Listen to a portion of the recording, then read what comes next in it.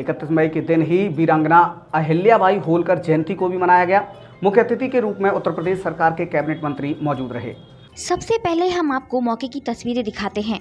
तस्वीरों में आप देख सकते हैं किस तरीके से नगर के गोला बाजार स्थित वीरांगना अहिल्याबाई होलकर की प्रतिमा का माल्यार्पण उत्तर प्रदेश सरकार के कैबिनेट मंत्री और लोकसभा प्रत्याशी ठाकुर जयवीर सिंह द्वारा किया जा रहा है।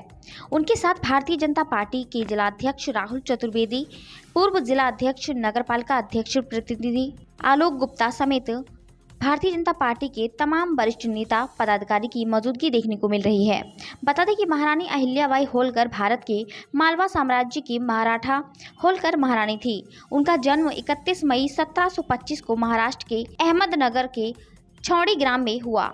उनके पिता मंकोजी राव शिंदे अपने गांव के पाटिल थे। उस समय महिलाएं स्कूल नहीं जाती थीं, लेकिन अहिल्याबाई के पिता ने उन्हें लिखने पढ़ने लायक पढ़ाया था।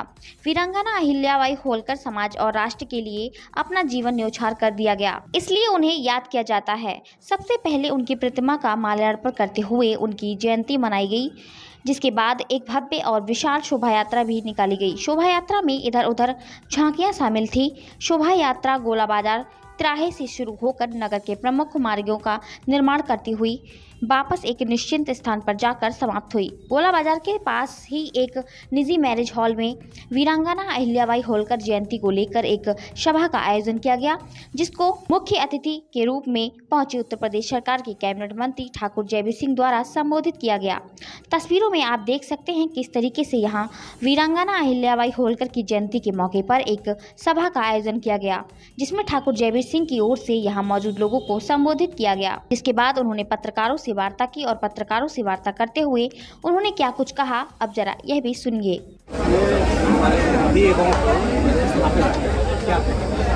देखिए, मैं समझता हूँ भारतीय संस्कृति हमारे सनातन परंपराओं को नष्ट, भ्रष्ट और बर्बाद करने का प्रयास बहुत लंबे समय तक मुगल काल में किया, अंग्रेजों के काल में किया, निरंतर प्रयास होते रहे। लेकिन सनातन इतना मजबूत सिस्टम के रूप में रहा कि सनातन था, सनातन है और सनातन हमेशा रहेगा। और इस कार्य में चाहे जो नाम आप ले रहे हैं लोक माता अहिल्याबाई होलकर, उनकी महती भूमिका इस सनातन को कायम करने के लिए वो महान शिव भक्त थी, जिन्होंने न सिर्फ काशी में भगवान शिव के मंदिर का निर्माण कराया, बल्कि तमाम शिव मंदिर जो उस समय जिनको नष्ट भ्रष्ट करने का उपक्रम किया गया था, उनका जीर्णोद्धार, उनको पुनरुद्धार कराने का काम लोक माता अहिल्याबाई होलकर अपने शासन काल में अपने संसाधनों से कराने का काम किया था। ऐसी विभूति को हम लोग सत्सर नमन करते हैं और आज उनका 299वां जन्म जयंती समारोह का कार्यक्रम जगह जगह मनाने का काम हो रहा है। इसी के लिए चलकर हम लखनऊ से आए हैं। मैनपुरी में भी उनकी भव्य और दिव्य मूर्ति की स्थापना या करने का काम हमारी सरकार और नगरपालिका के साथ मिलकर के हुआ है। इस अवसर पर मैं सभी उन लोगों को जो लोक माता अहिल्याबाई होलकर के अनुयायी हैं, उनको मैं बहुत बहुत बधाई देता हूँ और उन्हें बहुत बहुत शुभकामनाएं देता हूँ और उम्मीद करता हूँ कि उनके बताए हुए मार्ग पर चलते हुए हम सनातन परंपराओं, आदर्शों, मूल्यों और संस्कृति को संरक्षित, सुरक्षित और संवर्धित करने का काम करेंगे। भारत में अपने सनातन परंपराओं को बहुत आगे ले जाते हुए भारत को वैभवशाली भारत, विश्व का अग्रणी भारत, विश्व गुरु भारत बनाने का सपना आदरणीय मोदी जी का जरूर मिला। 1893 में स्वामी विवेकानंद, उनका नाम भी नरेंद्र था और आज देश के ध्यान मुद्रा में चले गए। निश्चित रूप से देखिए, ये निजी जीवन है। आध्यात्म भारत की ये जो आह्वान कर रहे थे सनातन परंपरा यही तो है। यहीं से आपको शक्ति प्राप्त होती है, यहीं से फिर अच्छा शक्ति बनती है, यहीं से ईश्वर की कृपा मिलती है। तो अपना ईश्वर की कृपा के कभी न जीवन कल्याण हो सकता है, न देश का कल्याण हो सकता है, न लोक कल्याण हो सकता है। तो लोक कल्याण के लिए, स्वयं के कल्याण के लिए अगर हमारे नरेंद्र भाई मोदी जी नरेंद्र के घर में चल जा करके उपवास कर रहे हैं, ध्यान कर रहे हैं, उपवास के साथ साथ वहाँ देश और विश्व के कल्याण की भावना के साथ भजन पूजन कर रहे हैं, तो ये तो सौभाग्य की बात है कि हमें ऐसा प्रधानमंत्री मिला है जो हमारी सनातन संस्कृति को संवर्धित करने के साथ साथ देश के कल्याण के लिए, देश की भलाई के लिए और हम सबकी भलाई के लिए भगवान की शरण में जाकर के अपना समय, व्यस्ततम समय में से समय निकाल करके आध्यात्मिक की रोग अग्रसर होकर के आज वहाँ मौन धारण करके 45 घंटे का 48 घंटे का लगातार 2 दिन तक भूखे प्यासे लोक कल्याण भावना के साथ पूजन अर्चन कर रहे हैं। विपक्ष के कह रहे हैं आप तो भ्रम फैलाए हुए हैं और आदर्श आचार संहिता का उल्लंघन कर रहे हैं, चुनाव आयोग को मानते नहीं हैं, चुनाव आयोग के पास भी पहुँचे शिकायत को।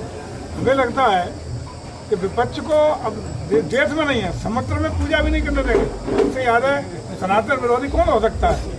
अब पूजा पाठ में भी अगर विघ्न बाधा डालने का काम करेंगे, उसमें भी हम लोग आचार संहिता का उल्लंघन करने की बात सुनेंगे विपक्ष से, तो इससे याद है संस्कार करने वाली बात हो ही नहीं सकती। और तो कल 5 बजे तक चुनाव के प्रचार का भी समय समाप्त हो गया। आज कल मतदान होना है, इससे कोई सरोकार नहीं, न प्रचार से न प्रचार से, और देश में भी नहीं है, देश की धरती पर भी नहीं है। तो समुद्र के बीच में जाकर के पूजन से भी अगर बाधित करने का काम करेंगे, ऐसी मानसिकता के लोगों का ईश्वर ही मालिक है, ऐसे लोगों का ईश्वर कल्याण करेंगे। परीक्षा का परिणाम धड़कनें बढ़ी हुई, उनकी गणित बिल्कुल फिक्स हो कतई कोई गणित बढ़ता नहीं है, उनकी धड़कनें बढ़ती हैं। बहुत मस्ती से चुनाव, और भाजपा प्रत्याशी देखिए मतों से विजयी। देखिए एक चीज आप सुन लो, बहुत मस्ती से चुनाव उड़ा गया।